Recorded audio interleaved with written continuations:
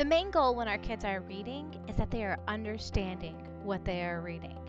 My name is Joanne Kaminski, and I'm the Skyping reading tutor. And today I'm going to be sharing with you the top 6 comprehension strategies that we need to be focusing on with our students and our children. The first one is asking questions, and we want to be able to teach our children how to ask questions before reading, while they're reading, and even after they are reading.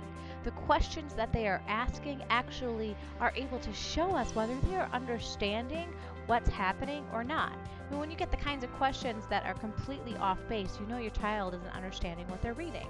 And when the kids are asking targeted questions that deal with exactly what it is they're reading about, you know they're spot on and they are getting it.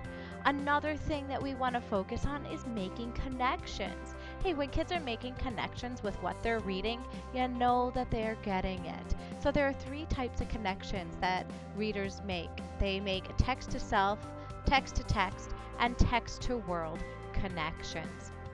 When we're making a text to self connection, we're taking the words that are happening in the story and we are connecting them with our own lives. When we're making a text to text connection, we're making a connection with one book to another book that we have previously read before. And when we're making a text to world connection, we're making a connection that is happening in today's society and in today's world. We also want our students really making great predictions. Making predictions is based off of what you know and what you think is about to happen. And so you kind of make an educated guess. It's almost like that hypothesis in science, right?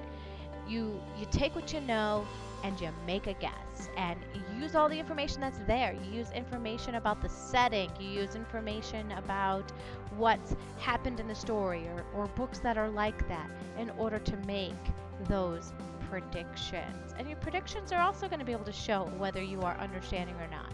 We're going to change our predictions as time goes on. Inferencing, in my mind, is kind of like reading between the sheets, right? You got to take what's happening in the story, yet you got to use your noodle, your brain, to be able to figure out what's actually happening.